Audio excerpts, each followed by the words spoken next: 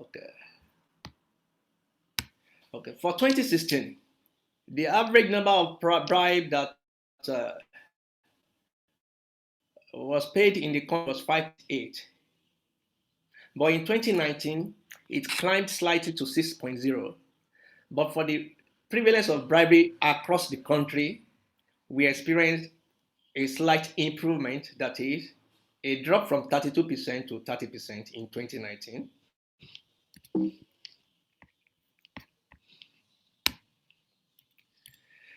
And also, we look at what the most important problem that affected Nigerians in 2016 and 2019.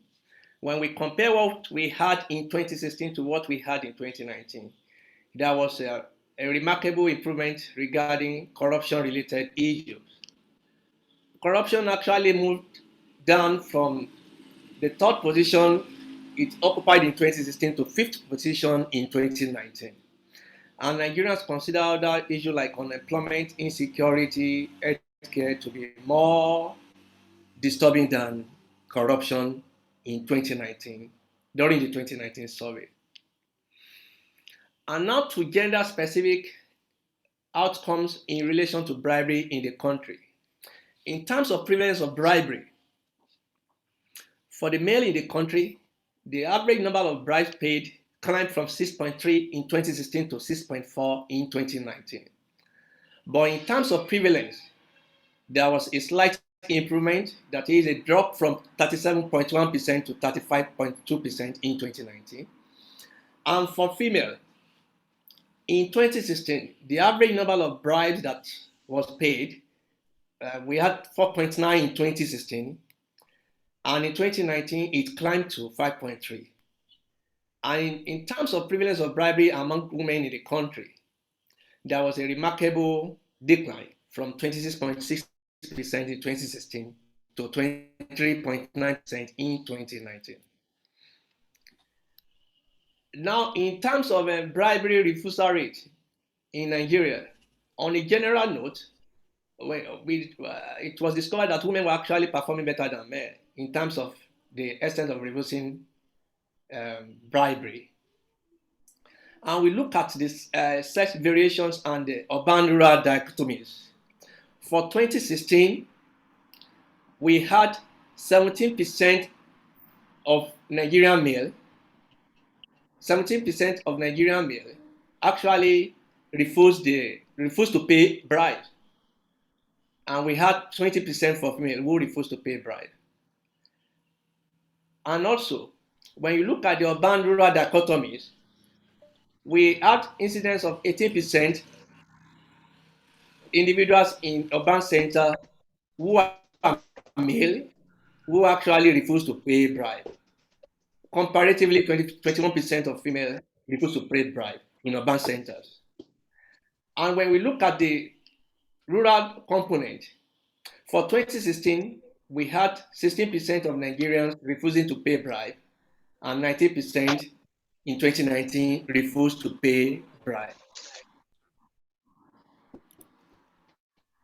And in terms of prevalence and frequency of bribery in relation to sex categories and rural-urban dichotomies for 2016 and 2019. For rural areas, for males who are living in rural areas, the average number of bribes that was paid climbed from 6.4% in 2016 to 6.5% in 2019. And for Nigerian males who were in the urban centers, it climbed slightly from 6.1 in 2016 to 6.2 in 2019. And for the female categories, females who are living in rural areas, it climbed from 5.2 in 2016 to 5.4 in 2019. And for females who reside in urban centers, the changes that were experienced were actually remarkable. For average number of bribes that was paid in 2016, we had just 4.5% for female, but it moved to 5.2% for female who are living in urban centers in the country in 2019. Then in terms of prevalence of bribery, across board, there was noticeable improvement in terms of prevalence of bribery in the country. For males in rural area in 2016, it was 35.9%, and this declined to 33.3% in 2019. And for males in urban centers, it declined from 39.5% in 2016 to 39.3% in 2019. And for the female category, for the female category, for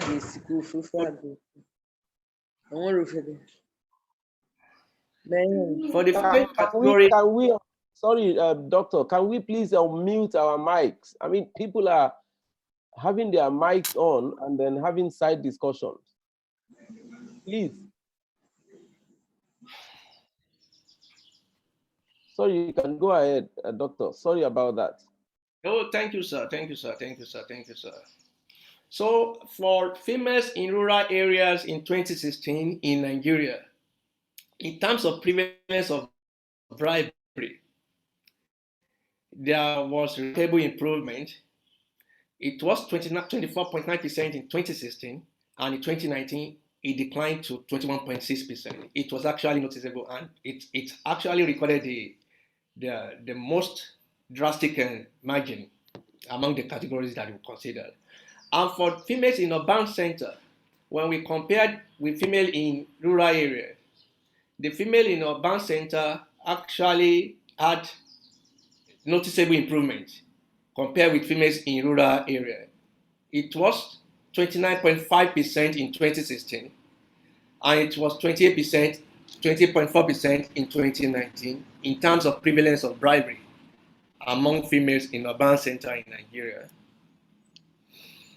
Also, we looked at prevalence of bribery in relation to age group and sex categories in the country for both 2016 and 2019. But when we look at the 65 and above categories, that was the only category that experienced the worst scenario for females in the country. It was actually 23% in 2016, prevalence of bribery among females in Nigeria, but females who are 65 years and above. And in 2019, it climbed to 28%. But for other age categories, 18 to 24, 25 to 34, 35 to 39, 50 to 64, we recorded improvement. And in respect of female, for female who are age categories of 50 to 64 and 65 and above, we recorded a kind of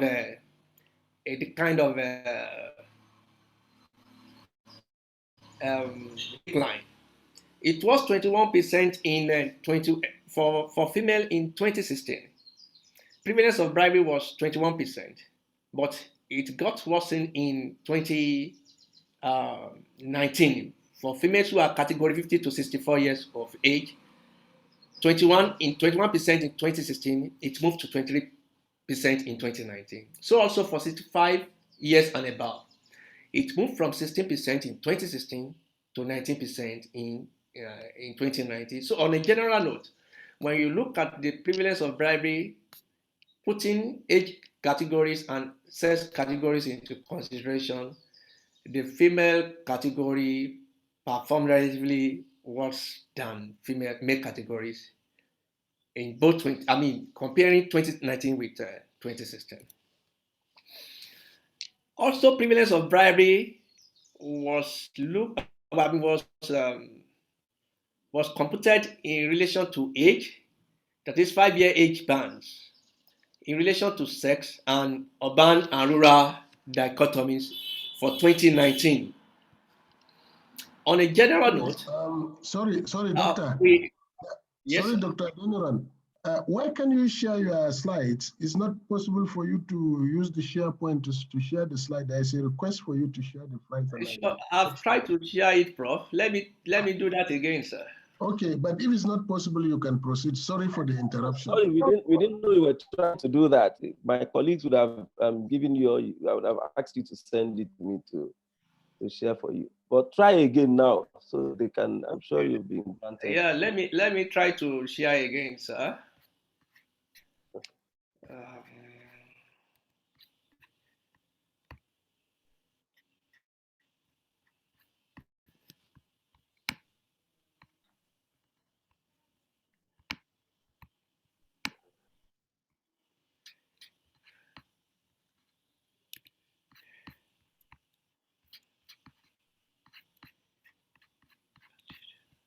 Any luck? Just hold on, sir. Okay. Okay, No all right. problem. It will be fine to share it. It will be fine to share it, sir. Okay. Let me just try one more time. If it does not, just proceed, please. But Prof, it will be fine to share it, sir. Yeah, no problem. you. If you can, that would be awesome. Let me try, sir. Yes. Yeah. But I think you should be able to see it now. yes, we can see you now. We can see it now, so proceed, please. Okay. Thank Thank you, you. Prof. Thank you. Yeah, good.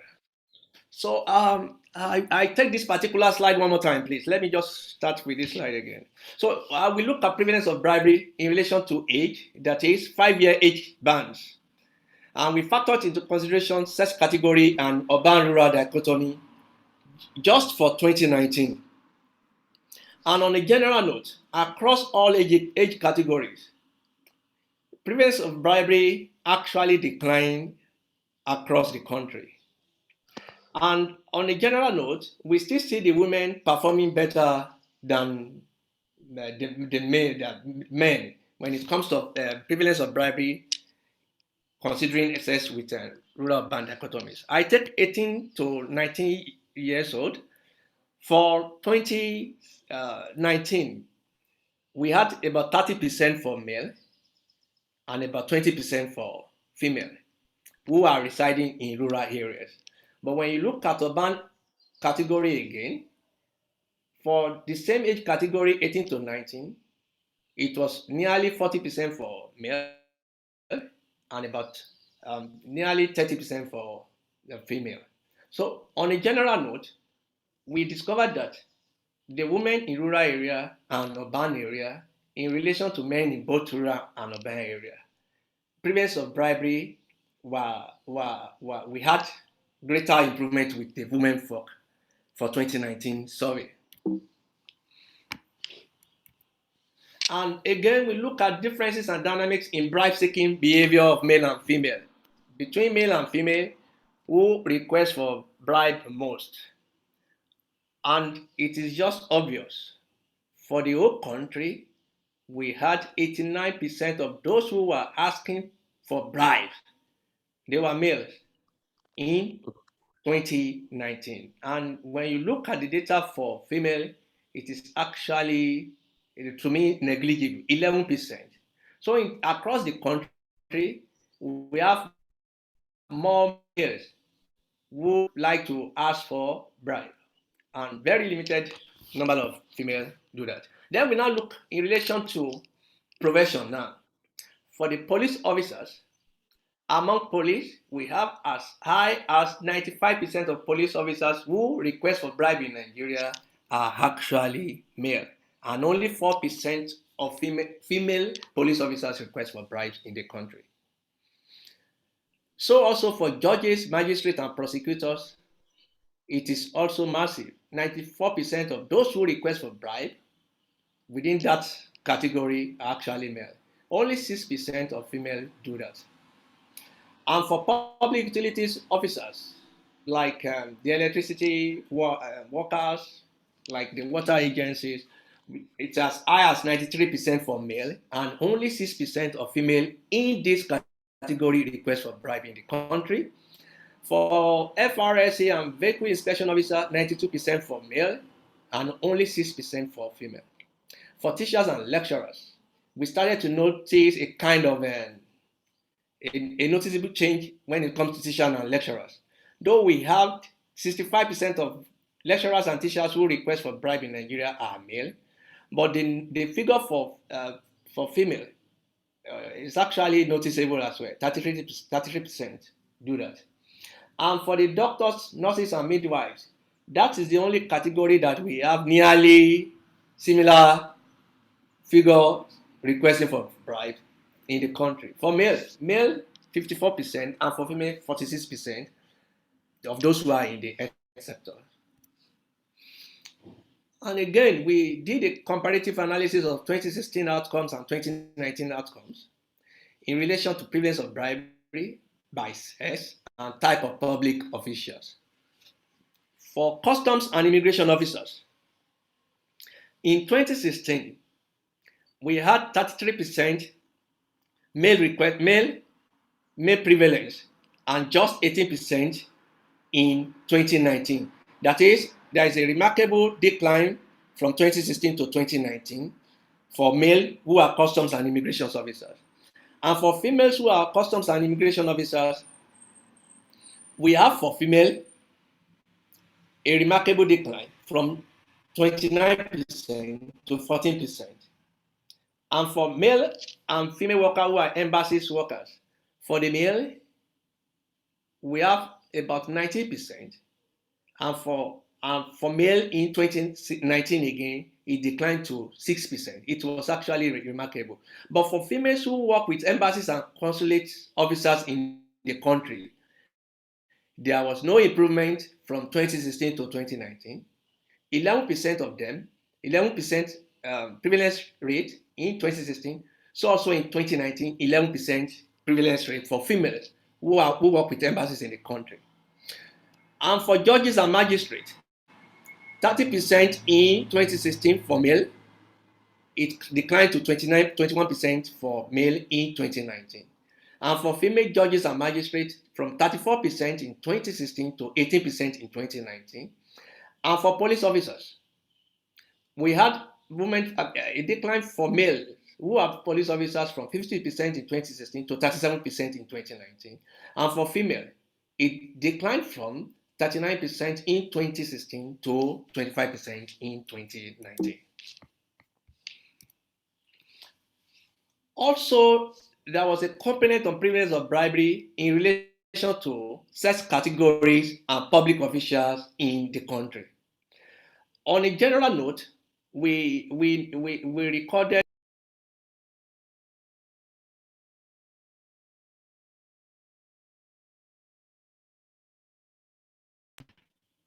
there was a remarkable improvement on a general note for prevalence of bribery in relation to sex and public officials in 2019. But there are only two categories that actually recorded opposite outcome. And these are for the prosecutors. When we look at the slide, we have prosecutors' prevalence rate for Nigerians who are female prosecutors. We had 25%. And for male, we have only 22% of prevalence rate. Those who are prosecutors. And also again, for embassy and consulate officers, it was 11% for female, and we recorded, for male, it's only 6%. So across board, there was a remarkable improvement. But for those two categories, they recorded the dissenting outcome. And again, in 2019, we introduced two components into the study, components that were not covered in 2016.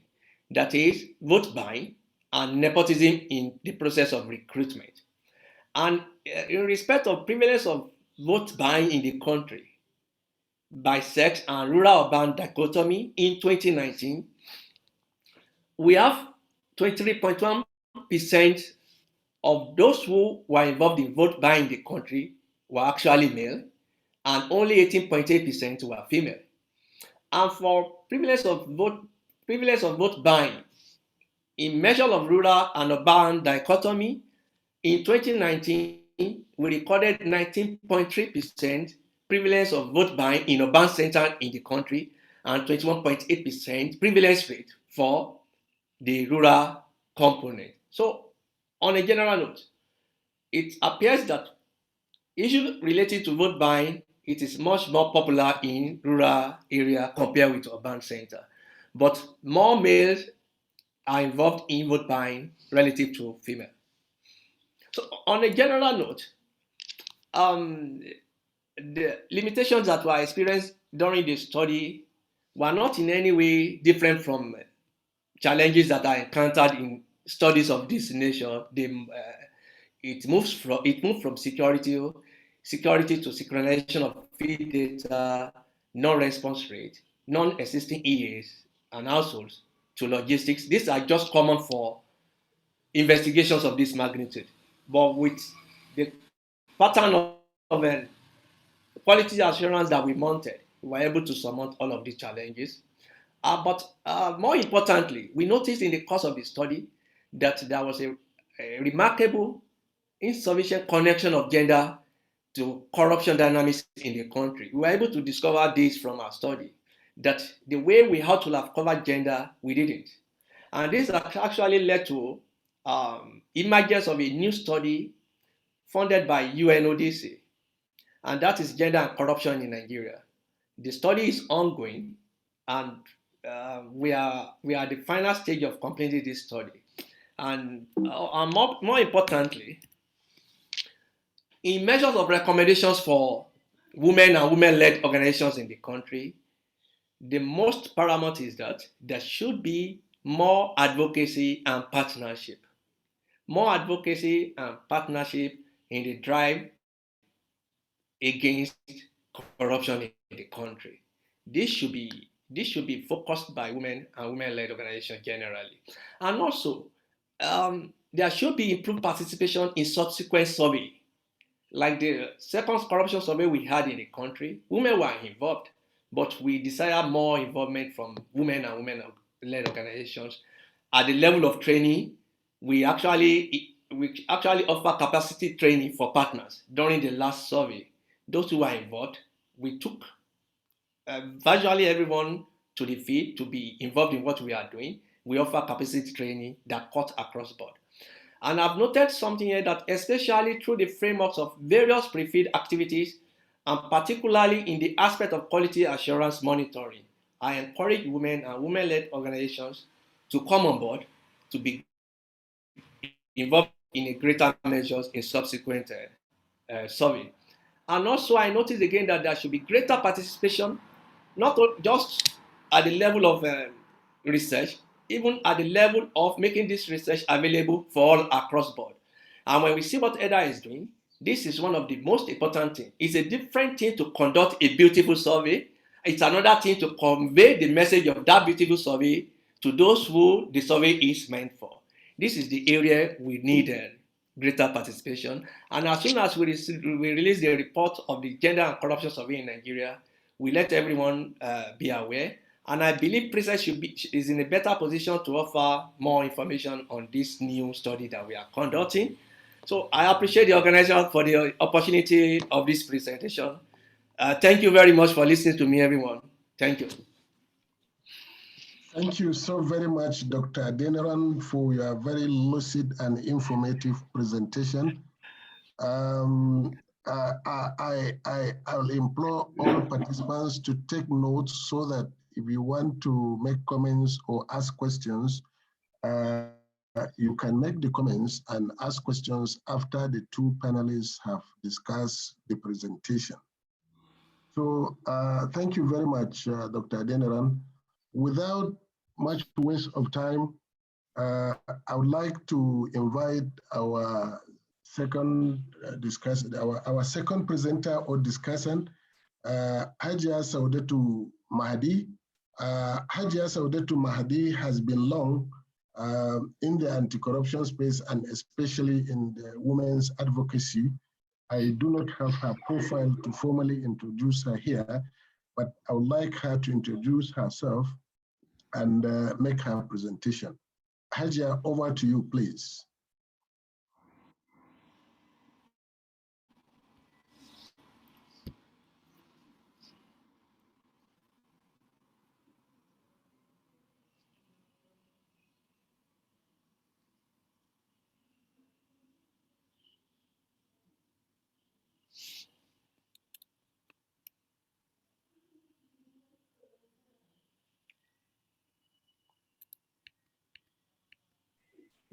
Thank you. I was Yeah. muted. Okay. So, good morning, everyone. And I want to start by expressing my appreciation for the invitation to be at this very informed conversation. I send my greetings to Heather and the team of LANRE, our erudite chairman, Professor Shehu Abdullahi, and my fellow panelists. I am Saudatu Mahadi. I work for an organization called Women's Rights Advancement and Protection Alternative Nigeria, RAPA. As said by Professor Abdullahi, I have been around for some time, and thankfully, people like Larry have kept me in the foray. RAPA, as you all know, is a women's rights NGO that was founded by Justice Wati Abubakar. I've had the honor of running the organization since 1999. And recently, apart from what we have been doing in terms of women's inclusion, voice, and agency, we got a grant from MacArthur Foundation, which I'm leading a cohort of 7 NGOs that are working on anti-corruption campaigns in Nigeria under the On Nigeria project of the MacArthur Foundation. I think that will do for introductions, and I'm privileged to be giving the report of UNODC. I have always followed their reports. NBS and UNODC are my pivot when it comes to data, and I want to commend them again for this. The anti-corruption situation room also I want to commend. I will take the privilege of thanking the last speaker for the presentation of the report. I am supposed to speak on whether or how much or to the extent which corruption affects women. I have a presentation which is in 3 parts. Can we please go on? The first, I'm trying to discuss the impact of corruption on all Nigerians, because like the presenter said, the study looked at all Nigerians, and they were able to do a disaggregation based on gender, sex, age, social class, and so on and so forth. And that gives me room to say that much as we really applaud this report, and I'm glad he has admitted that it looked at prevalence of practice, not necessarily of experience. What RAPA and other NGOs working on corruption, the impact of corruption on women are doing is the experience. To what extent does corruption affect women differently from men and from all other social classes in Nigeria? The third point I'll be discussing is the role women can play or are playing in Nigeria's anti-corruption campaign. So I will start. Can we go on, please? Who's managing my slides? Hello? Okay. Move to the next slide for the presenter to discuss, please. Yeah, thank you. Okay, I think they're still there. Okay, so I am using mine now. As we all know, and as the report has indicated, corruption creates a barrier to accessing services as it depletes available resources and reduces the quality of public service for everyone. However, we would want to say, what are we looking at in terms of corruption based on perception and reality, experience, as we have just heard again, perceptions and experience.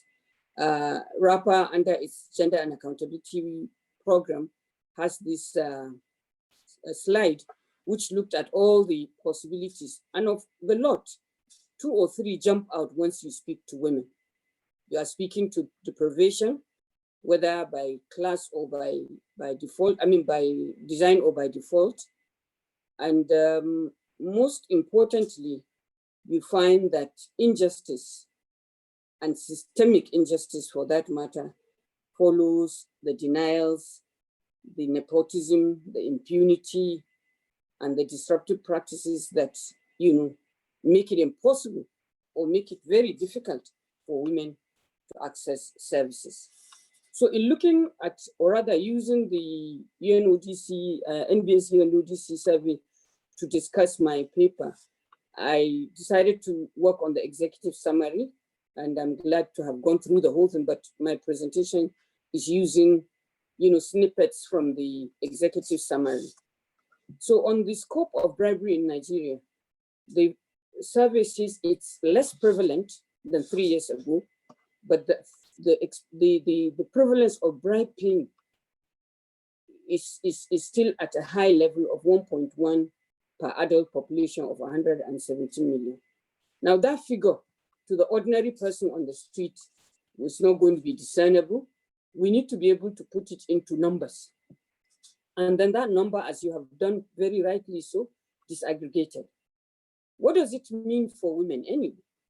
I think, or rather my position is that variance in the prevalence across the 6 zones may reflect contextual issues of insecurity or other forms of crisis hindering normal government and business transactions, particularly in the Northeast and the Northwest, where bribe paying has been established as a currency for accessing relief materials. With sex for food on a significant scale in IDP camps, and same has also been established in the administration of reliefs within the COVID-19 experience in Nigeria. What I'm saying here is that the prevalence of bribe and payment of bribe is also something that we as advocates see as an imperative to break into figures, to break into categories of the reality of what it is. If you look at sex for food in camps, what it has done is it has debased women in these camps. A lot of them lack dignity. A lot of them cannot raise their heads and speak up when you engage with them. In the COVID-19 era, women have gone hungry. Their families have gone hungry because they wouldn't play ball in some instances. If you go to page 6, they speak to the report speaks to cash being the dominant transaction material for bribe. And it is put at an average of 5,745. This average figure is well above the overall income of a majority of women, who are then left with limited options of compromise, with their bodies being the first next option, if not the direct ask. Many of the situations we have seen, RAPA has conducted a survey in 8 camps in Borno State. A lot of times, there isn't even a transaction of money because they know the money is not there. One experience we had was a woman who has twins and who said to us, she doesn't know the father. We asked her, how come you don't know the father of these children? Twins, beautiful children. She said, because I don't know that it is the one who shared rice or the one who shared wrappers. Because after we are given these items, we are told to go to a room and the men come there. Now, this is the experience that these women have, which is like, the transaction is not money. There is no money to it. So the study limiting it to money, for me, is a bit constricting, but I'm glad UNODC has explained the fact that they are intending, or rather they are already doing another one that speaks to experiences. Now, who takes bribe, again, is a discussion that was very interesting because I couldn't really discern whether it is the acceptance or just the giving. And I think this needs to come out very, very clearly. Public officials, the report says public officials entrusted with core functions involved in law enforcement and administration of justice account for largest direct bribe request. This has denied women access to justice. We know it very well. When women go to police stations, you are asked to pay money for paper. You are told to give. In fact, even organizations like RAPA, we're told we have to fuel vehicles for them to go and investigate or arrest an outright offender. And the cost for the woman who actually gathers the courage to come out and seek justice, the cost is too high. And when you go to the area of education, again, we all know what is happening in this country. We also see it in health facilities. A lot of state governments have given room to say access to services and facilities are free, or at least are substantially discounted, but people end up paying a lot more for it. In schools, user fees have been a limitation for girls' child education. User fees have also made the choices for parents whether to educate girls or boys. And often, women are forced to remain in abusive relationships when they cannot get succor, justice, or support from a system that is supposed to protect them. On page 8, we have who pays bribe. And it says men are more likely than women to pay a bribe, with a consistent disparity in the average age number of bribe paid by men and women. Sorry, there's an omission of age.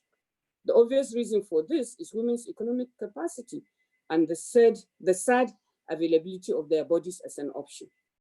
A lot of times, particularly looking at research and also papers on sex for grade, you find that sex for grades is limiting. In fact, the ask for money has long been left. It used to be about handouts. It used to be about lecture additions. It used to be about tutorials. But today it has gone cracks.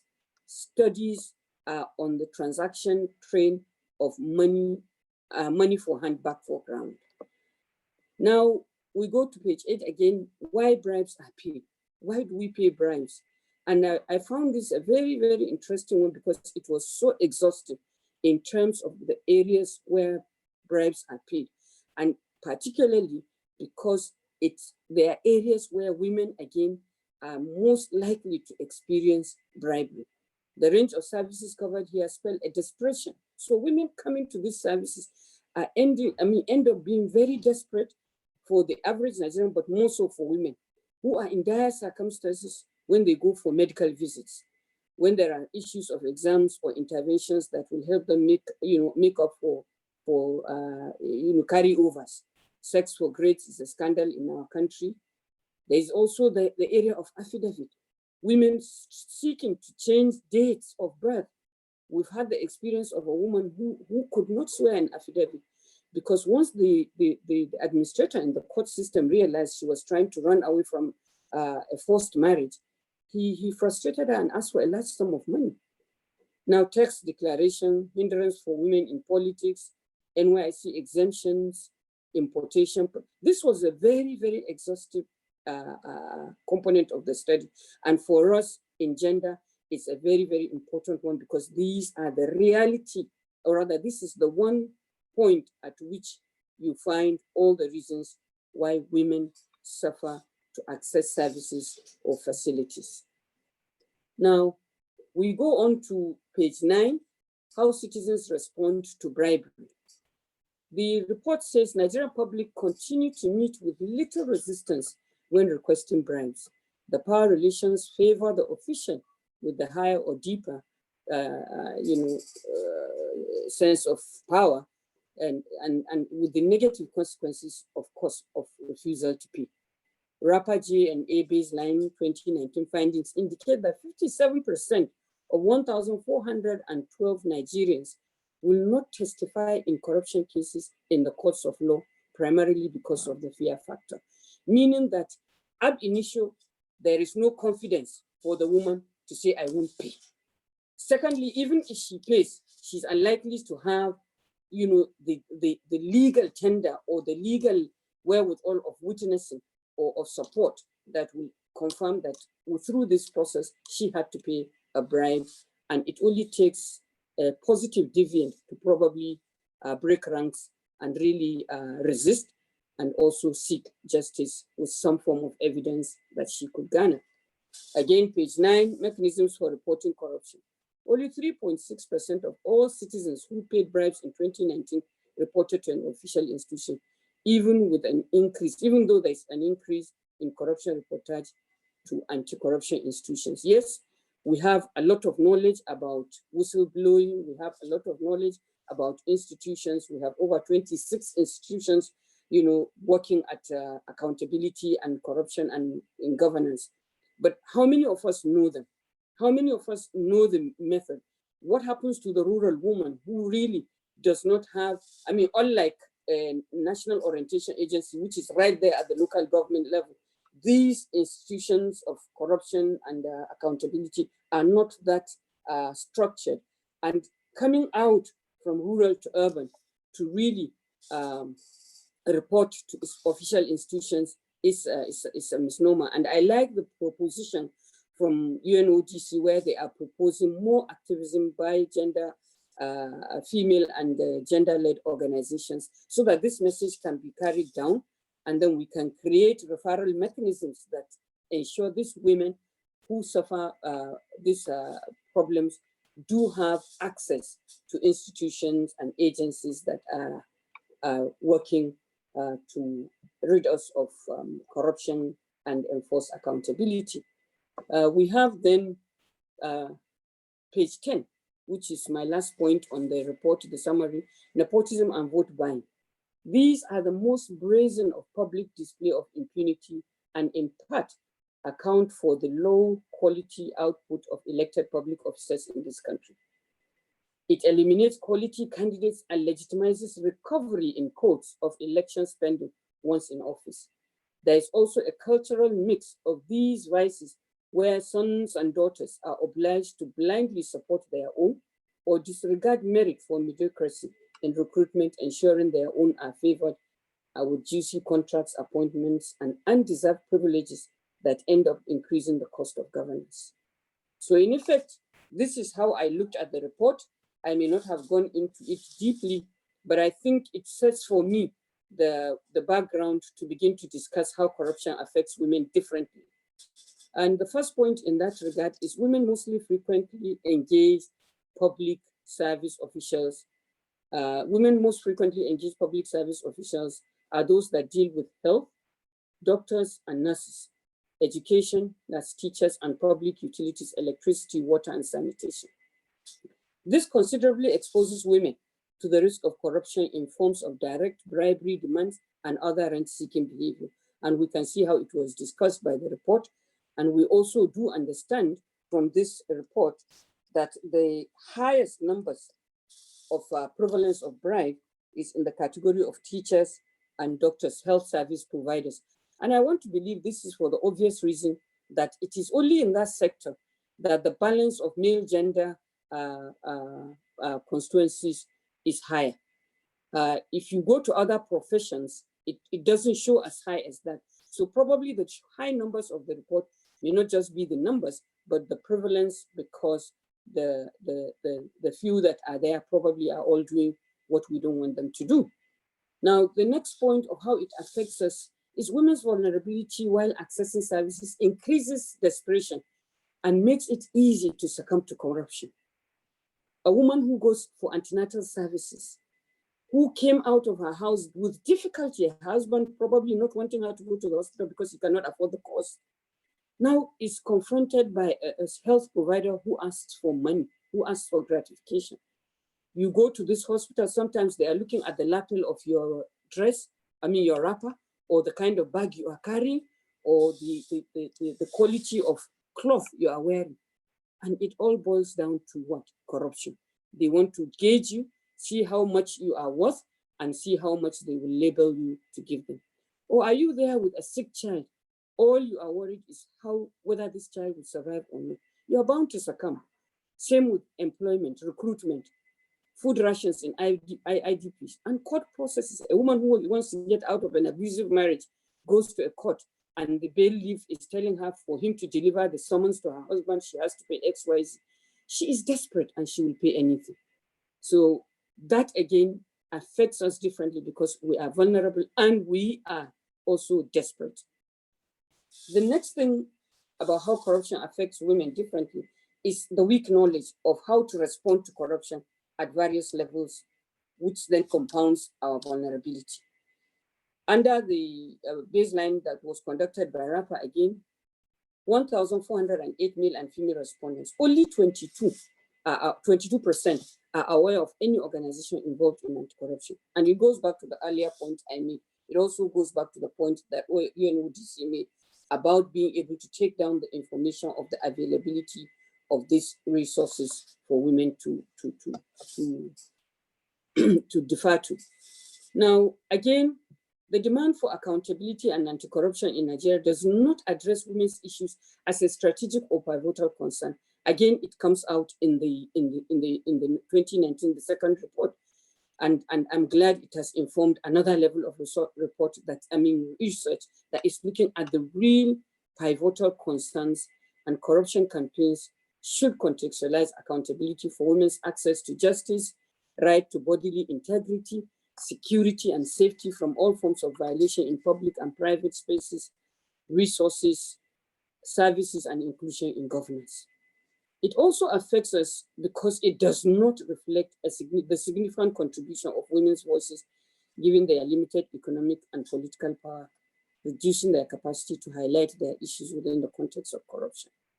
If you go to the rural areas, under agriculture, let's just take that for example, the farm extension services, a lot of women have to watch men pay big figures to get it, because one, they're not even aware that this is something that government has heavily subsidized, but because of the way, fertilizer and extension services, because of the way they have been highly monetized by men who can afford it, and by the system which looks away, by the patronage that is involved. Because if you go to these things, you find that there's a lot of patronage. One of the challenges that the social investment program has suffered in this country is the struggle for patronage between politicians and the institution responsible to deliver on this. We all know it is public knowledge. So for us, corruption affects us to the extent that our voices are not institutionalized, and the needs and the narratives, the policy reforms being required need to be justified by data. We need to have people justify them, research justify them, so that we can have policy reforms and also get skill sets that enhance dialogue and advocacy, alliance building, and equal opportunity in access to power and resources for women, so that the voices of women can be heard, the voices of women can be harnessed. And to that extent, I go into discussing the role of women in Nigeria's anti-corruption campaign. Please, can you go on kindly? Okay, yes. The basis for my discussion on women's role in gender, anti-corruption campaign is a project that RAPA is implementing. It's titled Gender and Accountability. And the project is focused on strengthening the voices of women and mobilizing them against corruption and lack of accountability in Nigeria. The project draws out and amplifies the nexus to speak up between corruption and women's weak access to public services and facilities. The mandate of the cohort members is being woven because there are 7 or 8 cohort members. We have woven their principal mandates to decry corruption and demand accountability for access to a range of rights, to quality and affordable public services, including education, reproductive health services, maternal and child care, access to resources, potable water and power, electoral processes, protection and support for vulnerable persons. Now, in effect, this project is saying who wears the shoe knows where it pinches. Women as persons who suffer undocumented experiences of corruption, unattended experiences of corruption, are saying we will amplify the campaign and call attention to our plight and also demand for accountability to our issues. This is the cohort membership. It's made of 8 organizations, like I have said. All of them, a lot of us know them. We also have interfaced with a lot of them. We have the General Ward C, that's Biola. We have Honorable Saudat Sani for Advocacy Nigeria. We have Okon, Open Government, everybody knows her on that. We have the Nigerian Women Trust Fund, Bufiliat. We have Mazi of SEDO. We have Tone from Women Radio, and Haji Ali Mutago also. The essence of packaging these groups is the cutting edge that a lot of them have. One, in terms of location, 2, in their mandates and existing work, and 3, their work which will continue even beyond the grant. And we would say with all gratitude to MacArthur Foundation, this cohort has worked and is delivering on its mandate for amplifying the voices of women and ensuring that the real-time experiences of women are addressed and their voices are amplified and included in the campaign against corruption in Nigeria. Now, to start that project, can we go on to the next slide? To start the project, we engaged on agenda and accountability baseline in 2019. And what we went out to do was to assess knowledge, contributions, and impact of corruption on women. The objectives were to generate qualitative and quantitative data to establish, on the established situation in relation to specific result frameworks that we had designed, and also to establish evidence that provides RAPA and the GNA partners benchmarks to measure the defined outputs, outcomes, and impacts of our interventions in that area. Now, as we all know, we all say, how do we, can we go back please to that? Yeah, thank you.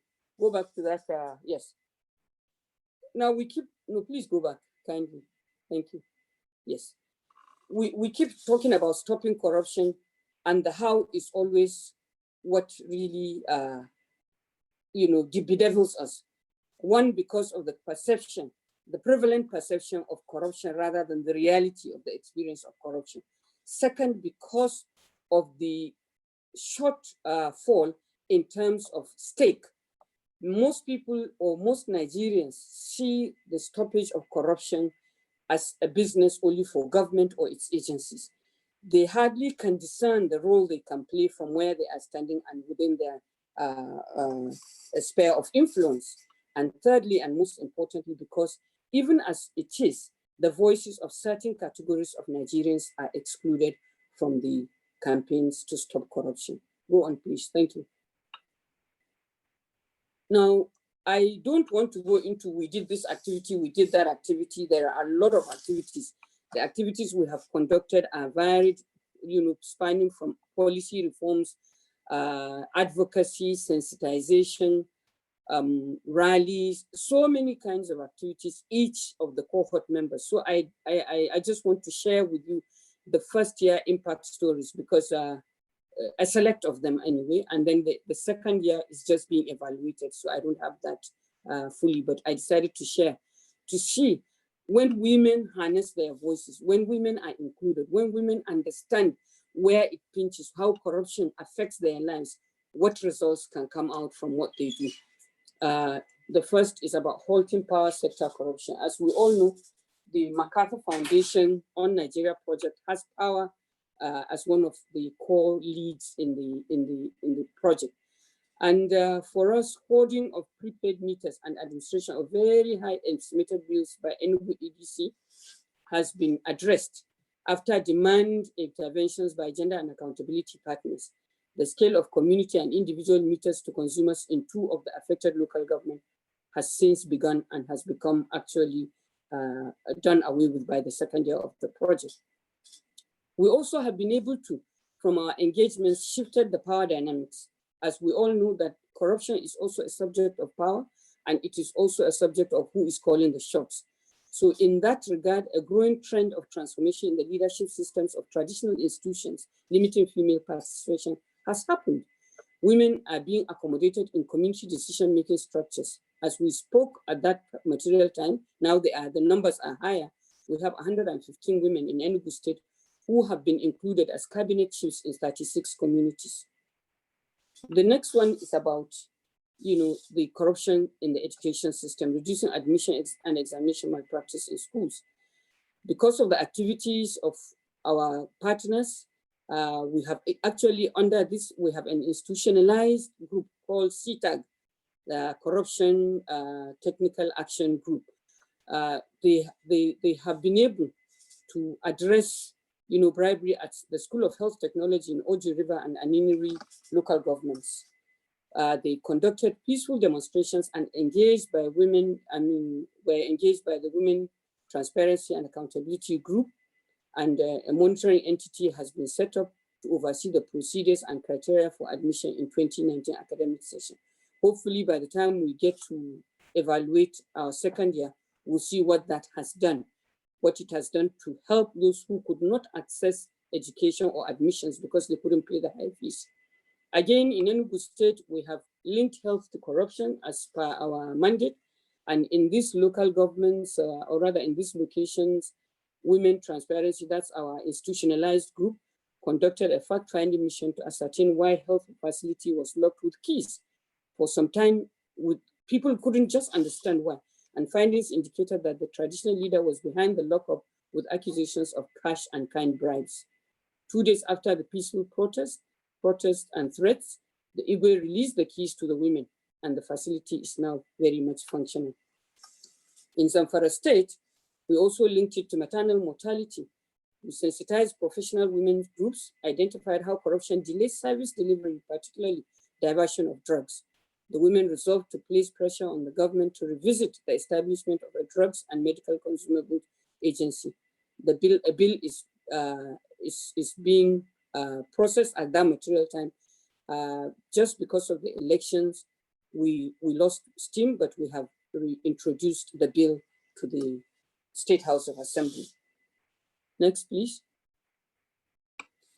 Now, again, one of the things we have been worried about is if you look at the cohort, a lot of us are generals in terms of age, in terms of exposure. And one of the key things we are looking at is how do we pass the baton on? How do we sustain the issue of female voices to say no to corruption? And to that end, one of our partners, or rather two of our partners, are working assiduously to nurture young female voices to say no to corruption. And as you can see, we've done some work in Ogun State. We have done some work also in Lagos State. We have done some work in another university where girls did not have access to sanitary. Conclude. Yes, I will try and conclude. I'm almost done, sir. So it is to say that we are concerned that as we move to fight corruption, as corruption is being shut down, there is a need for a generational handover, a generational continuity of the campaign. And nurturing young female voices to say no to corruption is one of the greatest outcomes of the Gender and Accountability Project. Go on to the last one, please. Thank you. Now, I close my presentation, at least the write-up. Professor Abdullahi, I was sure I'm going to be on time. So I say thank you for listening, and I appeal to us as Nigerians that as football is, may the fight against corruption be a unifying factor for Nigerians. May we shoot down the impunity that stops us from seeing the wrong in our own and saying that person is bringing national cape. Please, Heather, can you play my video? Thank you, Professor Abdullahi. I say a big amen and double amen. Thank you very much, Haja.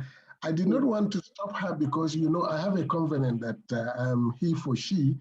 And the presentation was very engaging. So I didn't want to stop Haja from concluding. That was excellent, Haja. Thank you very much. Thank you, Prof. Can we have my video to show you the reality of how corruption affects women? It's just 3 minutes, sir. They've agreed to play. I don't mind. Please let them play it before we go to the next presenter. Lillian, please be patient for some time. Thank you very much. Okay, Lillian, be patient. Thank you.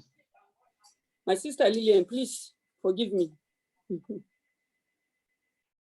No, you need to go back. Oh, you didn't start from the beginning, and there's no voice. Thank you. Can we hear it? There's no voice.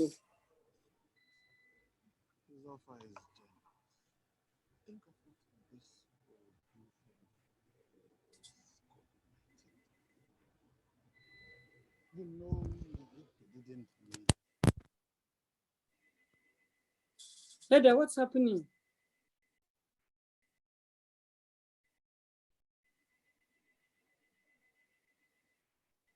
Oh God.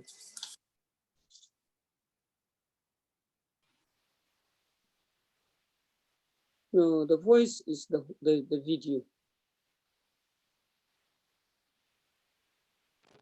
problem with the network. Mm-hmm. Trying to get it sorted out at that end. Okay, okay. Where were you?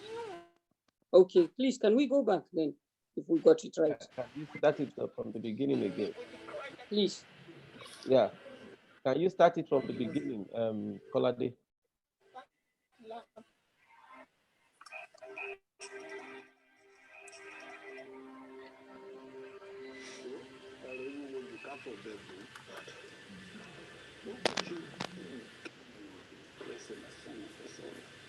His offer is generous. Think of what this will do for your family in this COVID-19 time. You know, he didn't mean it. He did not mean it.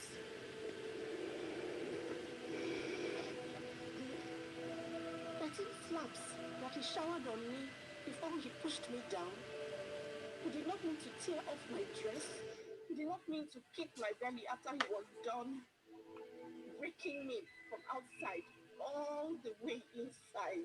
Which one did he not mean? Where were you when I had to hawk to earn, even during the lockdown?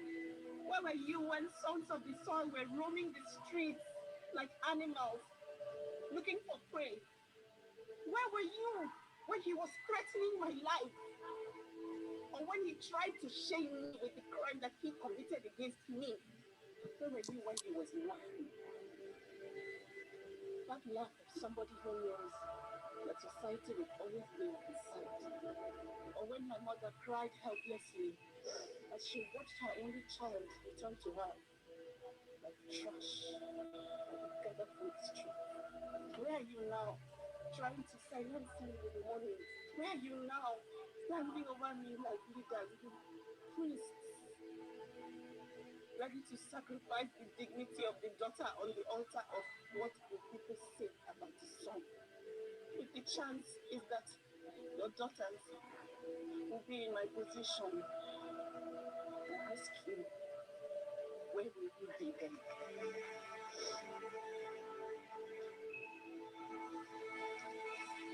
As we navigate the fallout of COVID-19 pandemic, we must take responsibility to ensure that the women in our lives feel safe, valued, and secured everywhere. There must be no secret on the board. This message is from Women's Rights Advancement and Protection Alternative in partnership with the Federal Ministry of Women Affairs and other partners with support from MacArthur Foundation.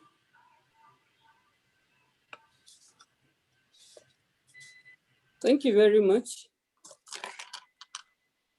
Professor Abdullahi. Thank you very much, Hajia. Thank you. Well, that is bonus for us. That's bonus for us, and thank you very much. Thank you. Can you hear me? Yes, I can hear you. Thank you, Professor. Thank you very much for the bonus. We appreciate it. Thank you, but I think it grounds home what corruption means beyond Naira and Kobo. Thank you. It does. Thank you. Thank you very much. May I give the floor to Madam Lillian Ekeanwo, please, to make her presentation. Madam Lillian, over to you, please.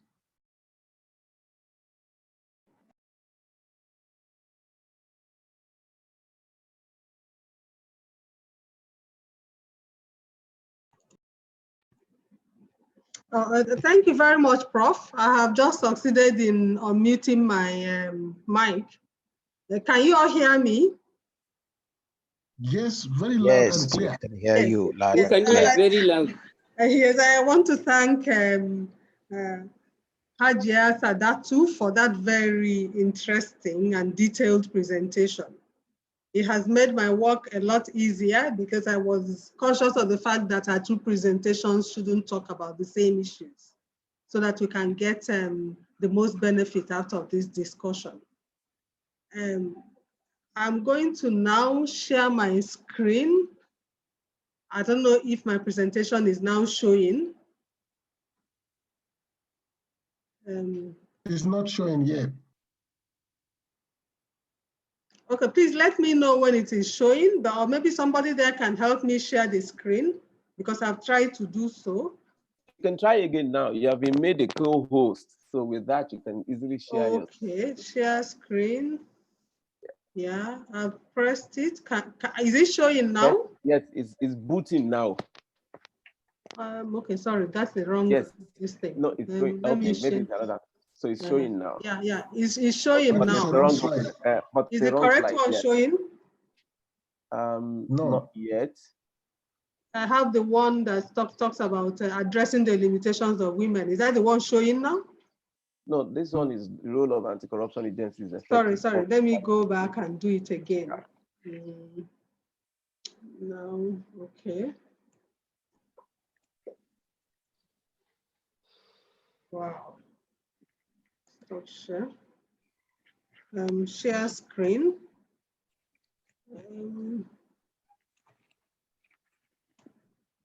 Is this the correct one now? Yes. Okay. Yeah, thank you very much. That's correct. Yes, I'm going to focus now on the topic, which is addressing the limitations of women. What are the issues that have limited women's participation in this very crucial fight against corruption? To frame it, I will briefly discuss the primordial questions on gender, which is the limitations of women generally in the socio-economic discourse.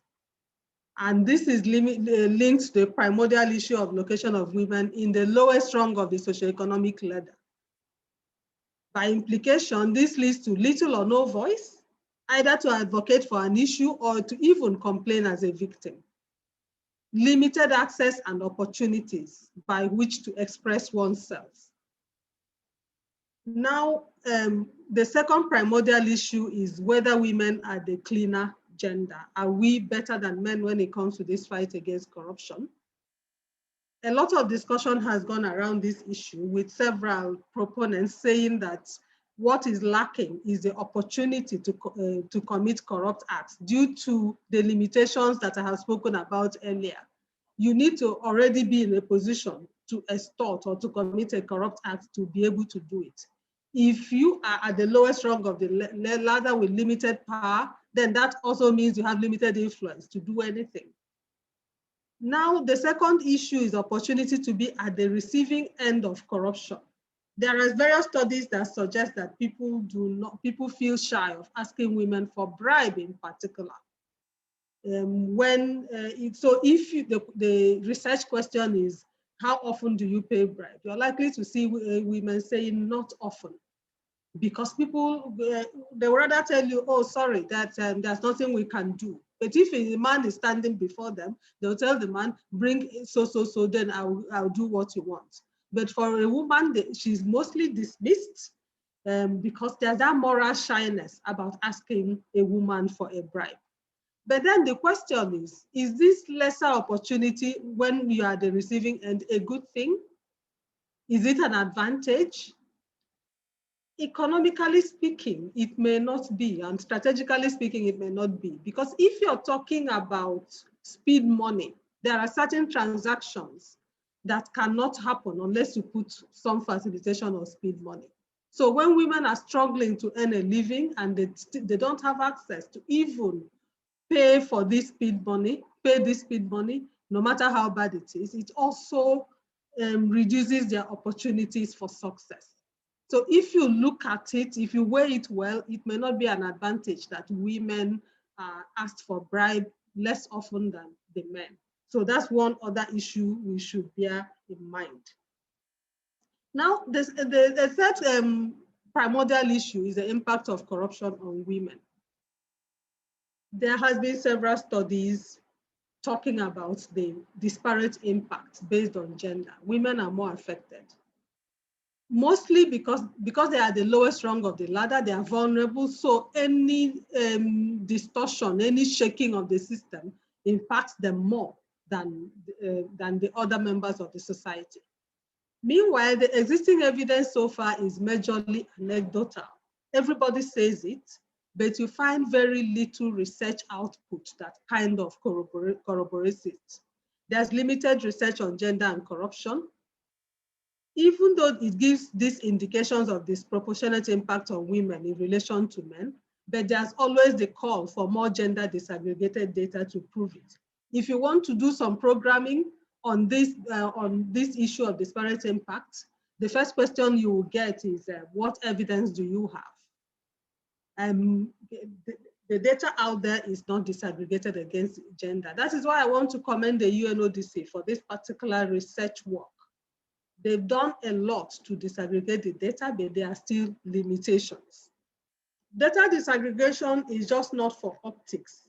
It is also a tool to identify inequalities and determine interventions, not just on the basis of men and women, but even within subgroups. Haja Sadatu had given us an insight in what happens in some of these IDP camps. If research is done in those places and you disaggregate according to gender, even within the same gender, there are certain subgroups that detect with varying levels of vulnerability. When you have this data, then you can fashion interventions that are workable, not just generic interventions that will work for some and may not work for others. So the issue is that disaggregation of data based on gender is critical when you are doing research work. And in this particular case, it can give evidence of the impact of corruption on women. The paradox in this issue is that if you want to do some programming and you're told that there's no gender disaggregated data, and you now want to do research work with the requisite gender disaggregation, they'll tell you it is too expensive. So you see yourself walking around in circles. There's no you can't program because there's no gender disaggregated data. You cannot disaggregate because there's no money. Most research tools do not have facilities to capture this disaggregation in detail. That has been the question for the past 20 years since this discourse on gender and corruption gained momentum.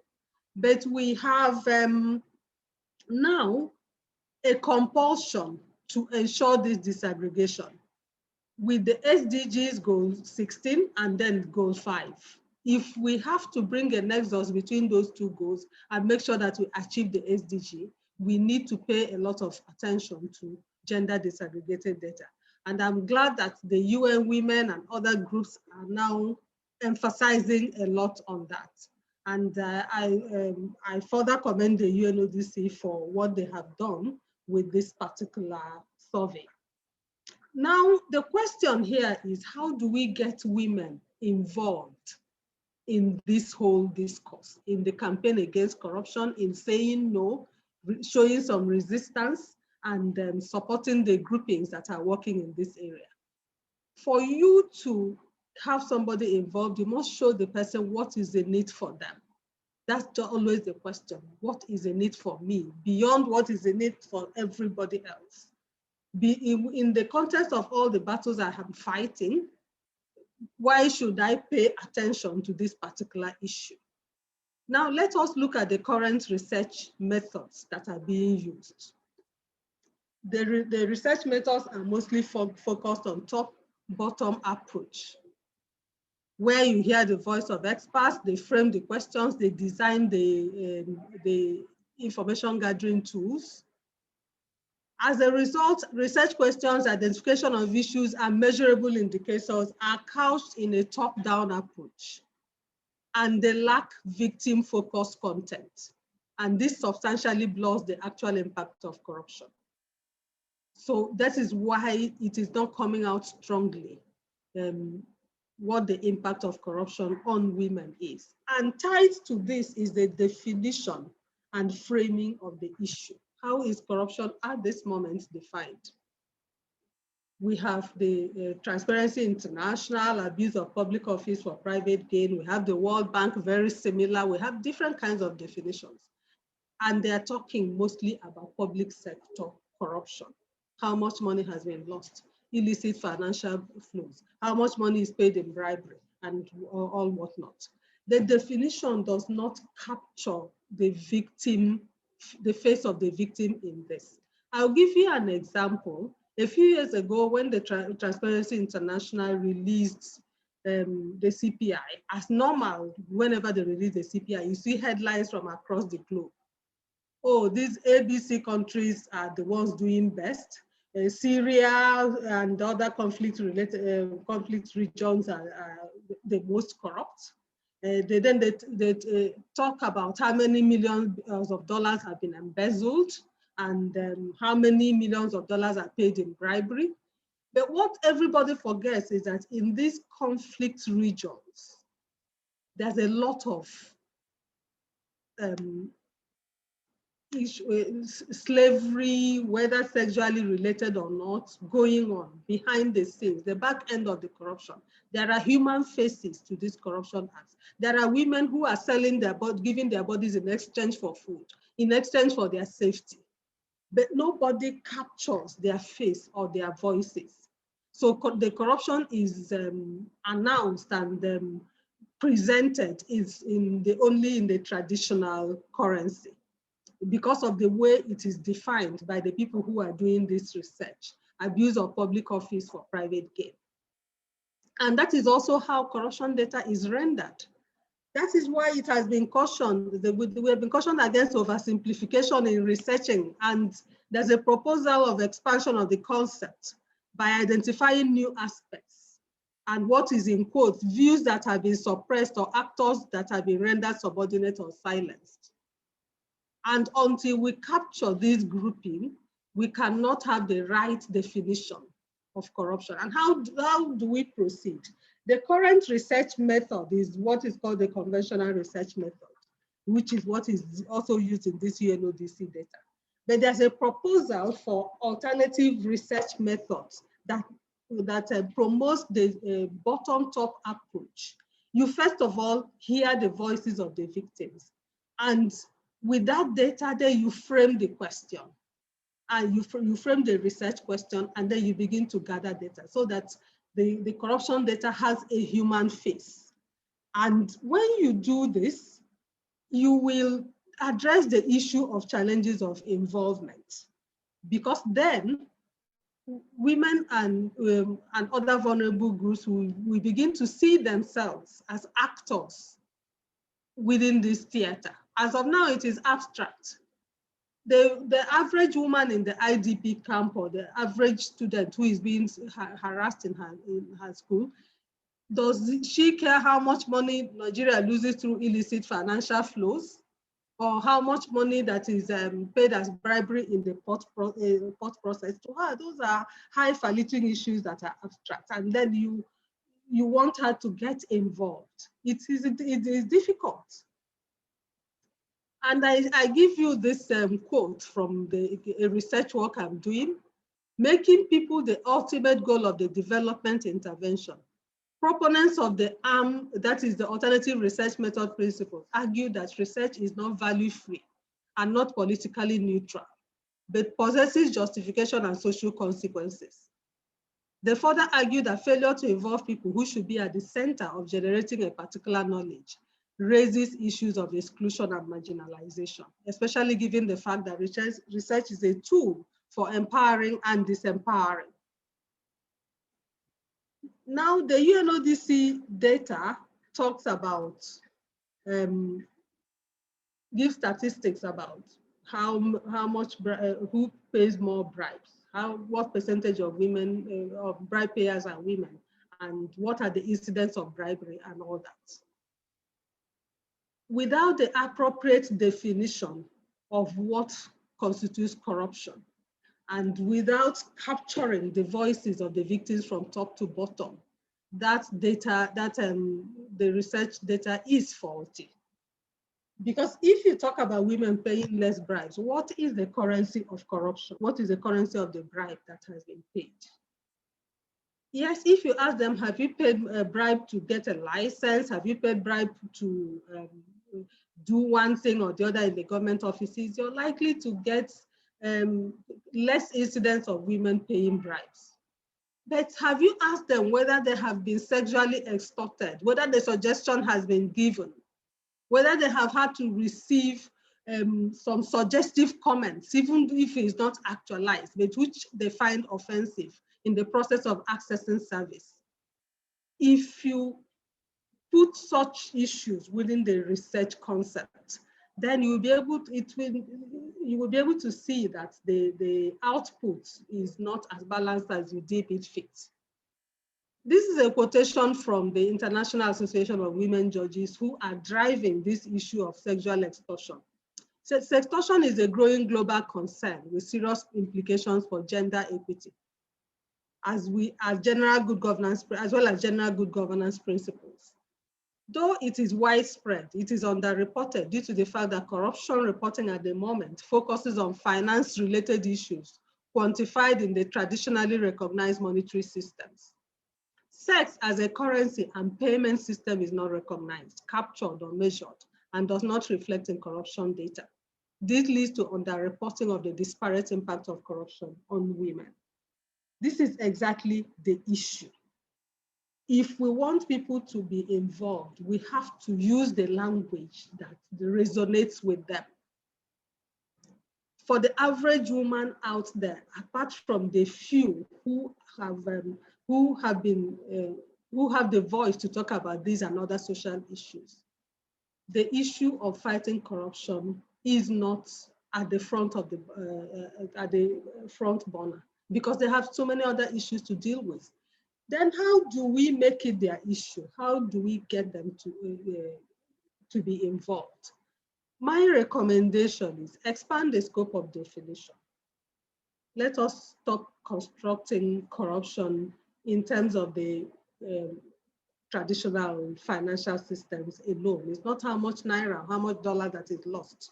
What about self-esteem that Hajia Sadatu was talking about?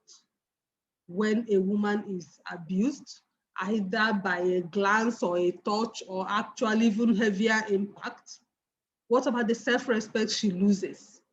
You need to expand the definition of corruption to capture all those issues, all those nuances, so that she sees it as her issue. And then we must exercise caution against oversimplification in researching and suggestions of it.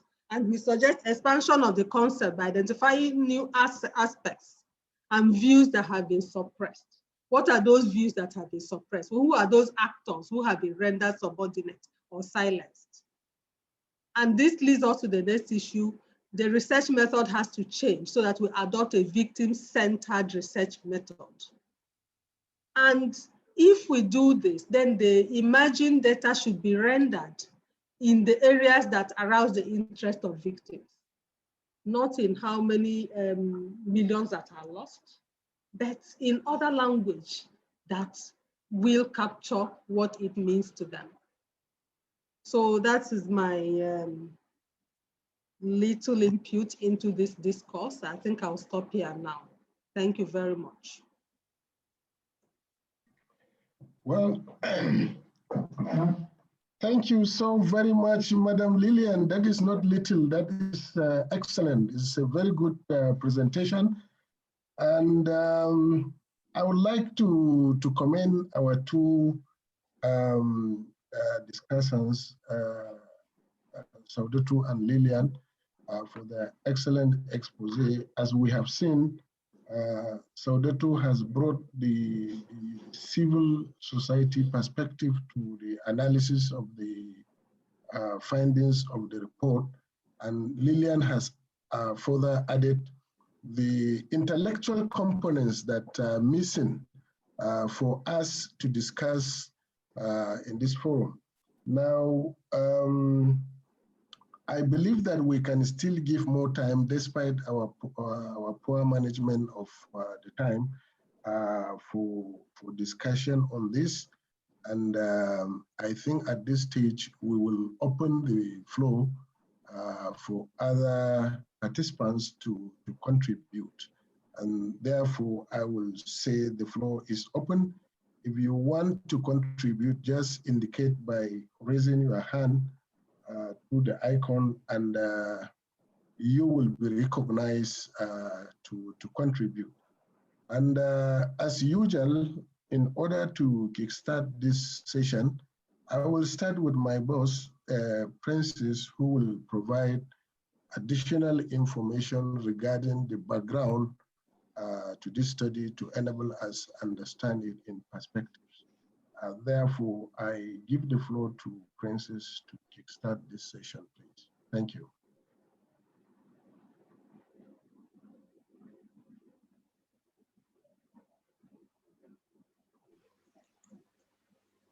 Hello, can you hear me?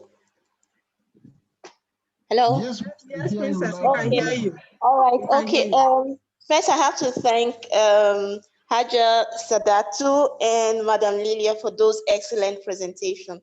I wish we could clap our hands, but virtual, accept my virtual claps for both of your presentations. Just to add a few more comments, Madam Lillian touched on a very important point.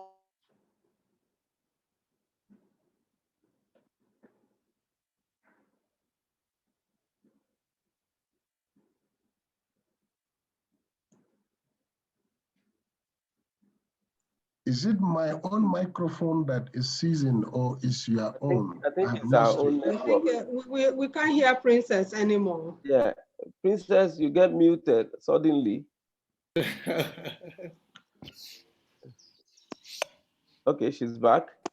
Okay. Hello? Yes, Sorry, okay, I think you're back now. Yeah. by a call.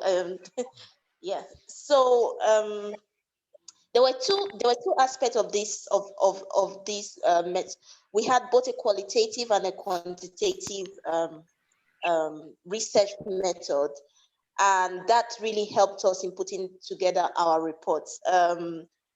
One of the challenges we face, and it's good that this was highlighted in the presentation, was that when we asked women, in fact, we did a pilot study to actually decide on what kind of questions could bring out certain results around the gender dimension on corruption. And when we did the pilot, we got no response because none of the women were willing to talk about or be exposed for fear of exposure, really. Talk about their experiences using, sextortion and other means, and those victimization that they face through this process were not highlighted. So we had to be discreet here. And I think that brings me to the question, to be interesting to hear how we can protect the victims and still be able to report on the data. And I think that was part of the points Madam Lilia was saying about a victim-centered research. It would be important to hear from you, Madam Lilia, how we can then protect the victims, because that was one of the key challenges we faced. And of course, we couldn't report on those information. But our current research on gender and corruption is trying to see how we can report on the information we got at the field level, where we had, Dr. Isaac can speak more on this, where they had focus group discussion, informal way of interacting with the women. There, they felt more comfortable telling us more of their story. But again, we had to protect their anonymity. And so we only work with the limited information that ensures that we do not expose or is it protect the privacy of the information they give to us. I'll leave Dr. Adenira to explain it a little bit better than I do. On another thing I want to mention is that we've tried to summarize our reports into a very technical report, it is, into a short animation video that can be used by civil societies and anybody who wants to kind of take this forward. I'll share the link with you. But we've also translated it into different languages: Pidgin English, Yoruba, Igbo, and Hausa. And currently, on our different radio programs, you might be hearing the videos being aired as another way to sensitize.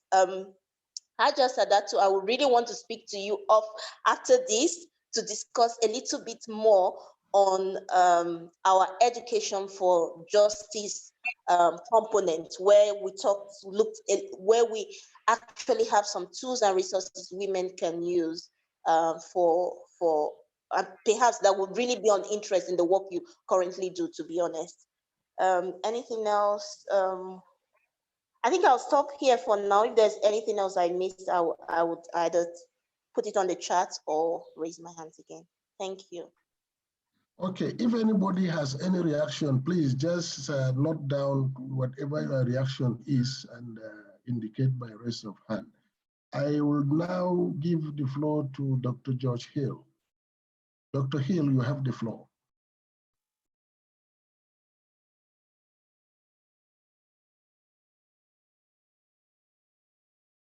Unmute your mic, please.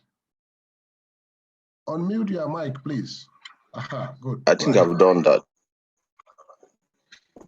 Yeah, thank you, Prof. And let me appreciate the resource persons and go ahead to make my contribution.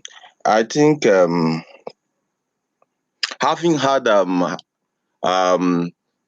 Hajia and Madam Lillian, I want to suggest that perhaps women-led organizations need to do more to find out. For example, Ajia mentioned a situation where if women are going for antenatal services, they may be compelled to pay bribes, even when reluctantly the husband has been hesitant to allow the wife to seek for that services. Now, the issue I want to push to the women is who are the key drivers of corruption against women? Are the women the key drivers, or is it the men?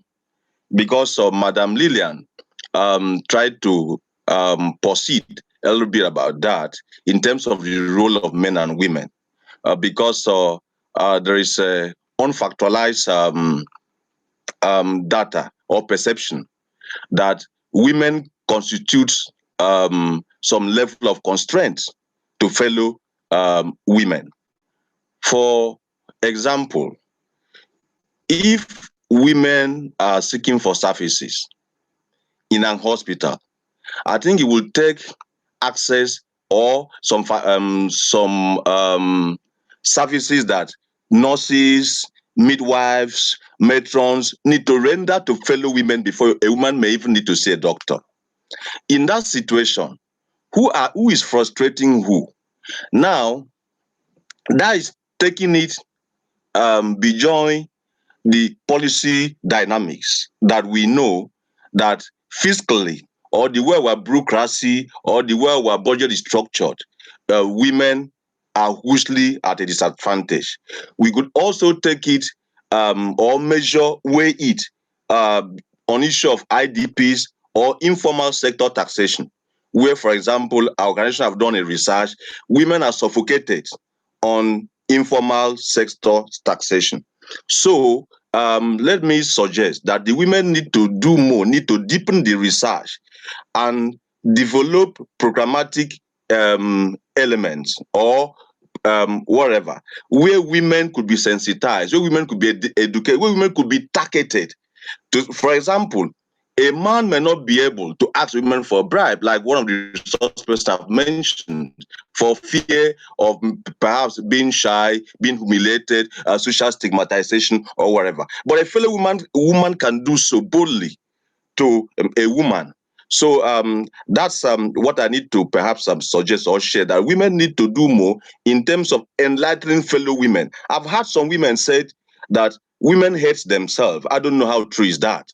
That it's easy to get something from a man, than from a woman. So we could perhaps escalate that to say, okay, without necessarily discriminating against men, programs could be developed to see how women could be bridge builders to themselves in terms of deepening the fight against corruption that could enhance the livelihood of women generally. Thank you, Prof.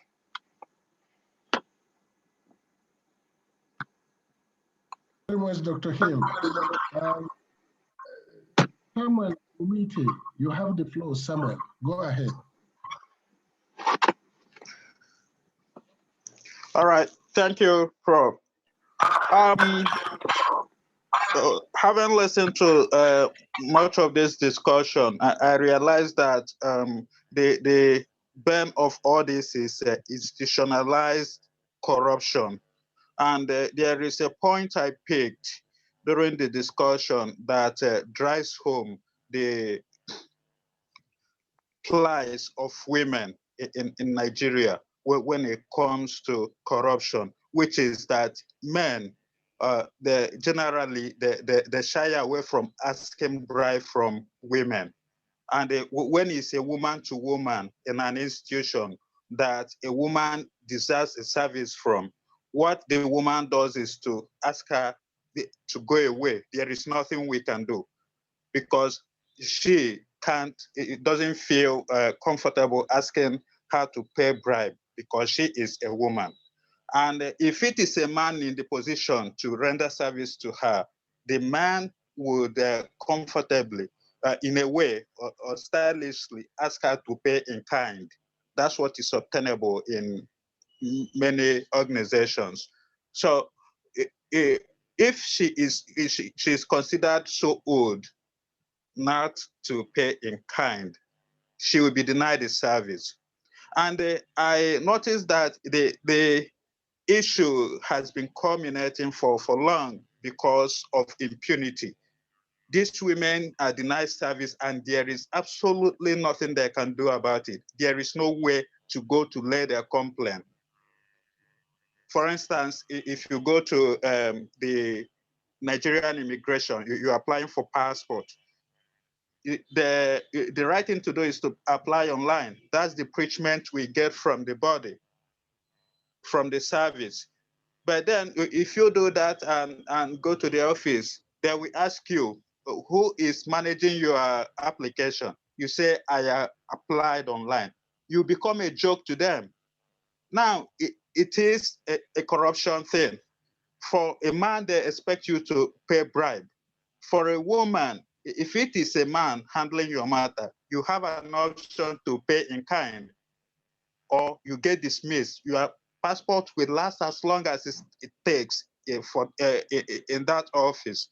But the major issue driving this menace is impunity. There is no way to complain. If you're going to let complain at all, it will be within that system that has fostered this corruption for long. So they will look at your complaint. Why are you bringing this here? You see that nobody is ready to take action. And so my question goes, to cut it short, my question goes this way. In all these arrangement pushes we are seeing by civil society organizations and concerned citizens in order to help women get their voice heard and save them from this stigma and oppression by people who should serve them, is there a way that they are thinking of setting up independent organizations that will take complaints and handle issues of corruption reports about organizations who are oppressing women, not only women, Nigerians in general, because leaving it to the organizations to handle these issues of report has, over the years, over the years resulted in impunity. Is there a way we can put up independent organizations looking at this so that those who perpetrate these corrupt practices could be held accountable? Thank you very much. Please, panelists, take note of this question with respect to independent mechanism for monitoring corruption. My system seems to be developing problem, but I saw Aziz. Somebody raised his hand. He was identified as Abdul Aziz or so. Is he still there, please? Okay, Tajuddin, go ahead, please.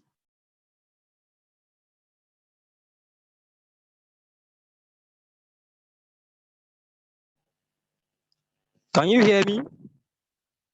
Yes, we can hear you loud and clear. Okay, thank you.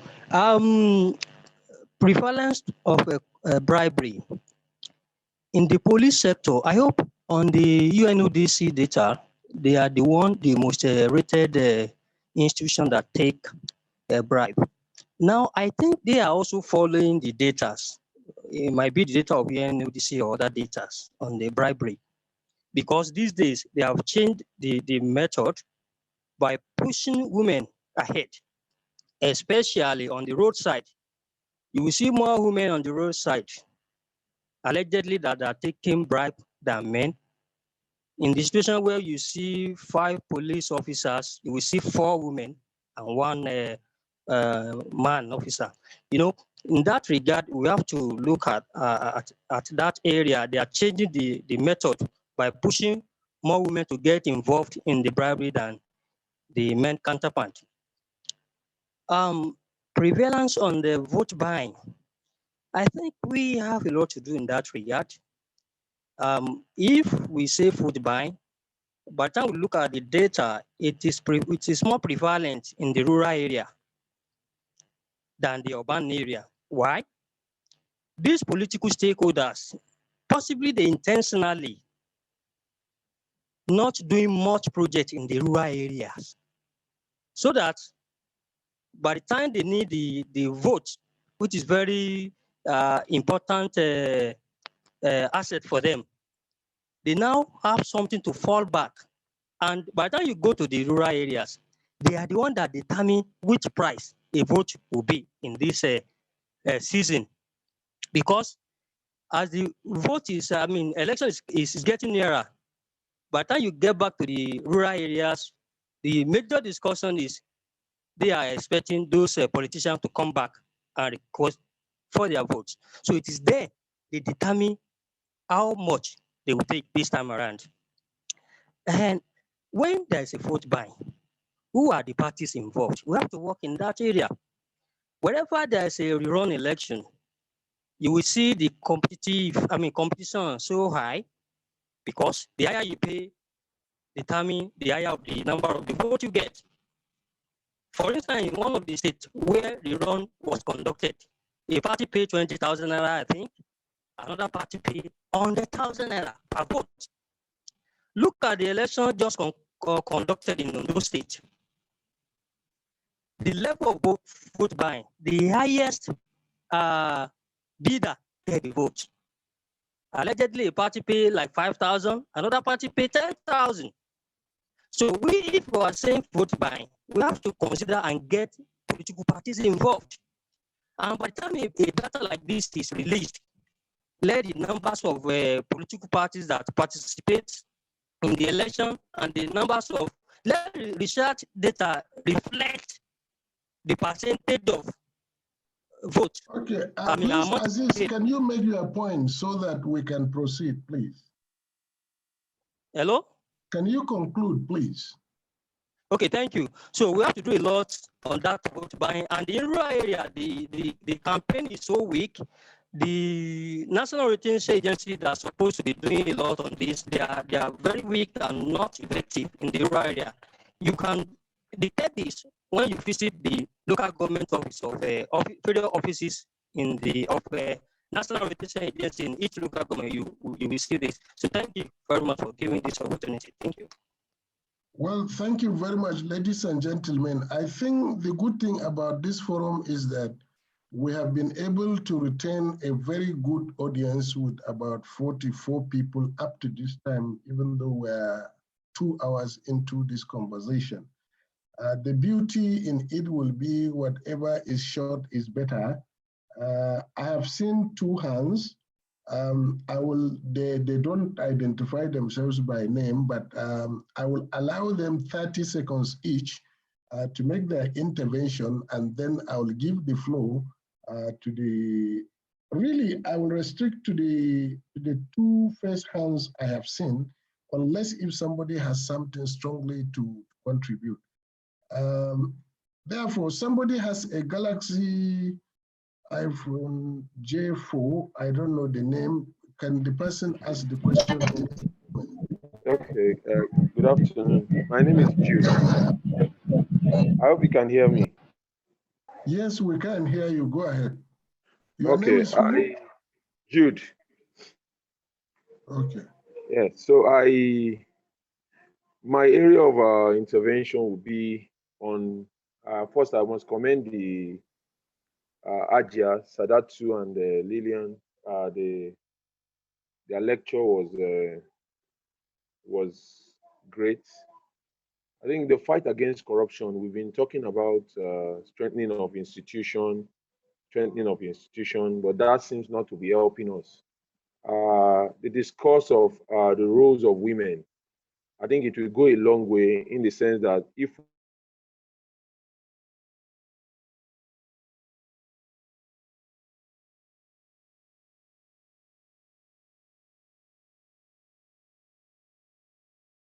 we decide, like Lillian said, that we should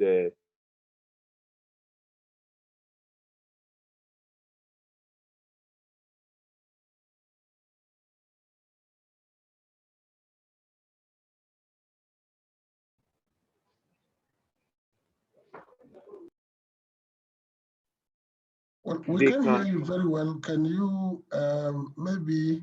What I'm just saying is that if we can have these advocacy bodies, the women advocacy body that Ajia was talking about, if they can do sort of a reorientation, I think majorly, if they don't understand what their role are, they cannot be involved in the fight against corruption. They cannot play their part. So I think the first thing is for them to understand what corruption is. That is expanding the scope of this definition. If they understand it, then they will know how they can play their role. Because we have talked about so many things now. We have Thank talked you about. very much. Can you make your point, please, so we can listen to the next person? My point, what I'm just trying to say is that we have identified some of the challenges that they are having, like the socioeconomic challenge. If there are ways that, if they understand the fight, they will know how to use what they have to make their contribution in the fight against corruption. Thank you very much. Next person, please. Somebody with Vivo 1908. Hello. Somebody logged in with a Vivo. Yes, go ahead. Please identify yourself.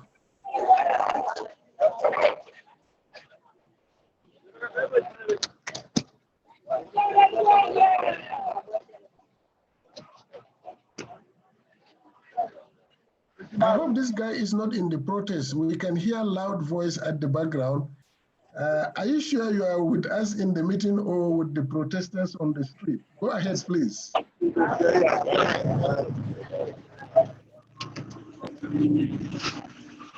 Okay, maybe we'll take the next speaker for him to try and take himself away from the Okay, public. now just one last chance. There's somebody who logged on with Infinix Hot 8, the last person.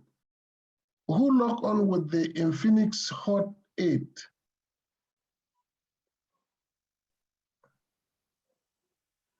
Okay, since there is no response, yeah, I think he's having issues unmuting his phone. Okay, that's fine. Mike. Yeah. Okay, it's better for us because we cannot continue this discussion infinity. We need to draw a line because we have stayed over 2 hours. I would like to first of all invite Dr. Adeniran to respond to some of the few issues raised in 2 minutes, and then we proceed with our 2 senior ladies, please. Okay. Yeah. Thank you, Prof. Sir. Yeah, I thank our presenters for all the comments made so The particular area that I would like to comment on is on the new methodology being proposed by Madam Lillian. It's a welcome idea, but I like to tell you that UNODC is already working in that direction. Our current study is making use of a related methodology, and it's essentially what we term as an reflexive and research design. And this is the way it works. You allow the research questions to emanate, at the point of conducting pilot studies. As you are going ahead with the study, the reactions of individuals who are involved in the study, you use it to structure the questions. It's a welcome idea. And again, in our current study, there is a term we have coined as body currency. We call it body currency. By the time we are out with our full report, you have more identified so far in all of the corruption studies in place. And body currency takes care of what people do without necessarily using money, in this case, engaging their body to pay for bribes and the like. So I thank you all for listening to us. And by the time we come out with the gender and corruption report in the next few months, we have better information for the whole country. Thank you, Prof. Thank you very much, Dr. Adeniran. Is Haja Sauditu Mahdi, are you still in the house? Can you take the floor to respond to some of the issues raised, please? Thank you, Professor Abdullahi. And can we hear me? Hello? We can hear you loud and clear. Please go ahead. Oh, okay, thank you very much. I don't think there is really much to respond to, because I think basically there are three things we are in agreement with. First, that corruption is not limited to money. It is also not limited to a social class or to anybody. Right in our homes, corruption can happen. I think we're all agreed on that. The second thing we're agreed on is the need for deeper research that focuses on experience of corruption as against the perception of corruption. This is my humble understanding. And for us in the gender movement, this is what we would want to see more of. Because the nuances that go with body, I just picked the word body currency as Adeniran says, is really a problem. One is you are looking at sexual harassment, you are looking at gender-based violence, you are looking at economic corruption against a family member or something like that. What we need in data form is something that would be justiciable. Can our research findings give courage to women to speak up? Can what they tell us become legal tender for them to seek justice and protection? Because this is so important. It's not enough to have the numbers or the declarations. So what? To what extent can we use the findings, the disclosure, the reportage to the institutions or the agencies of protection to really access rights, services, and protection? The third thing I think we're agreed upon is the fact that more work needs to be done, both from the constituency of the institutions of protection, response, as well as civil society entities, such as RAPA. There is so much to be done. As with every other social construct, as with every other social justice issue, everybody has a role. And the role, as defined by my sister, needs to be made relevant. You need to see what is in it for you. When we try to translate what corruption means to women who go to the stream, where young boys are seated and waiting for young girls to come and abuse them or at least harass them, when we try to translate that into what it means as a corruption, it was like, really, are you talking? I mean, do you mean, because corruption is money? No. Corruption means anything that dissuades or prevents or bars you from getting what is due to you.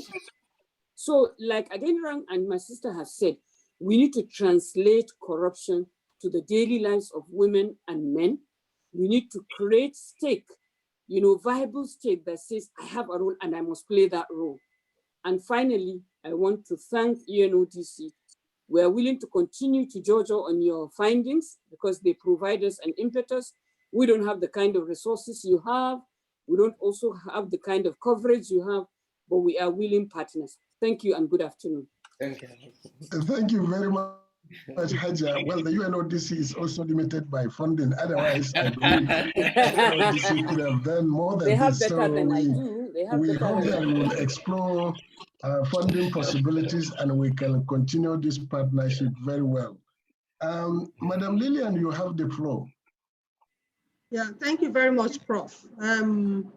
I missed most of Princess's intervention because I got logged out and before I came back in, and but I'll respond to just a little I heard before I got logged out.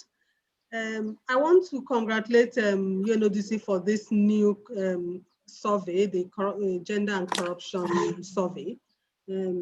I suspect that because of the issues of limitations of the pandemic, that is why we're hearing about it for the first time. My appeal is that they involve stakeholders early in the process as they are developing the instrument so that we have a robust information gathering tool. And leading to what Princess, the question she asked, how do we get those voices? Because they are reticent and this is not something you want to talk about publicly. How do we protect the people behind those voices? My response is that there are experienced women organizations who have done this for the past 20, 30 years. Hajia Sadatu is one of those. They can assist in suggesting ways of getting women to speak frankly, giving them a safe space where they can speak frankly.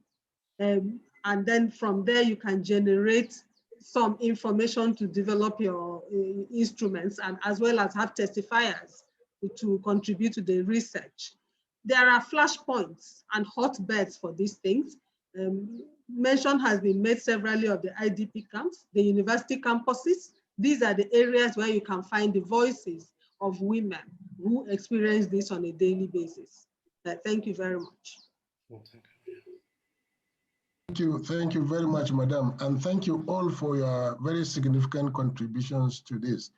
May I invite Princess again for closing remarks before I give the floor to Larry? Is Princess still in the room?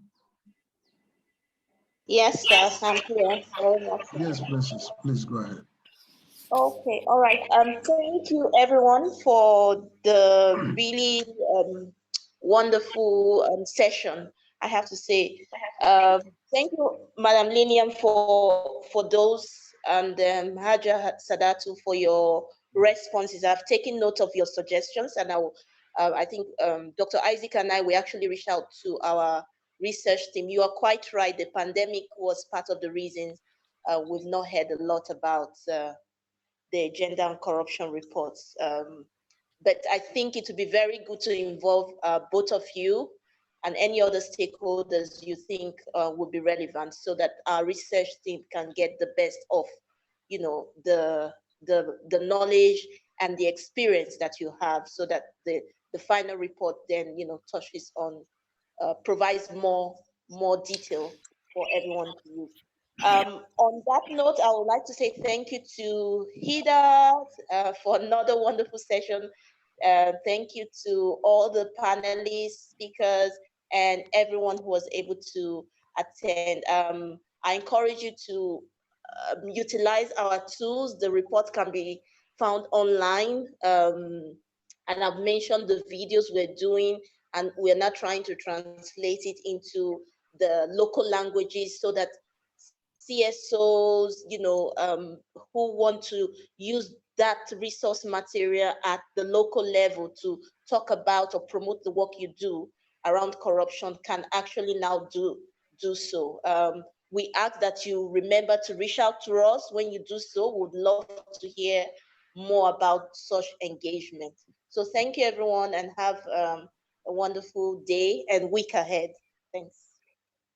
Thank you very much, Princess. And take note of Saudatu's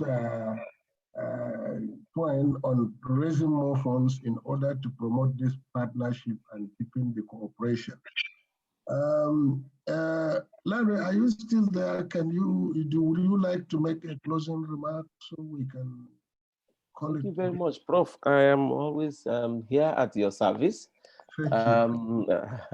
I should once again express our profound gratitude for our resource persons. Professor Adenino, yeah, you've always been, like you've already been called by Prof, the encyclopedia of the report. And for us, you have not in any way diminished from that status. So we're most grateful for that. And the ability to tease out some of these very important areas of focus. I think this is very crucial if we want an improvement in the society, and also some of the issues that are raised by the report. It is our ability to identify critical stakeholders and those that are responsible either for actions or that are also affected by the report, to understand these issues and then take forward some of the needed actions for changes, for reforms, and even possibly for improved financial support and motivation of the officers. So we really won't want to just look at the problem of being just one-sided. We also would want to look at how we can help those who are the perpetrators of these acts, to do better than they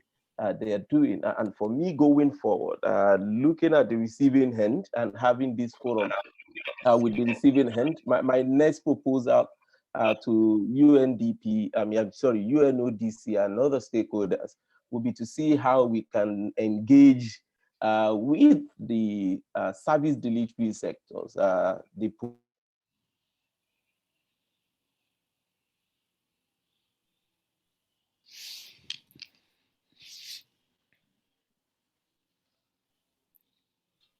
It seems your microphone is off. We can hear you, Larry. Okay, can you hear me, ladies and gentlemen? Yes, Prof. Well, thank you very much, Larry. I think it's just telling us that it's about time we close the meeting. 2 weeks ago, when we held the last anti-corruption situation room, I said it was one of the best. I would like to also close by saying this is indeed one of the best. We have a galaxy of very competent senior ladies who have an in-depth knowledge of the subject matter, and they did excellent research, and their presentations were quite illuminating. We sincerely appreciate them. And besides that, for the fact that it was a gender-sensitive forum, I think I will rate this as one of the best situation rooms. And I congratulate HEDA also for holding 2 anti-corruption situation rooms within 2 weeks. The first time since they started the anti-corruption situation room 4 years ago. So thank you, and we thank you and ODC, and we thank each and every one of you, one and all, for your individual contributions and also the partnership from your respective organizations. This meeting is now closed. Thank you very much and all the best to all of you. Bye-bye. Okay, bye-bye. Bye-bye. Thank you very much. Thank you very much, Ajia. All the best. Thank you.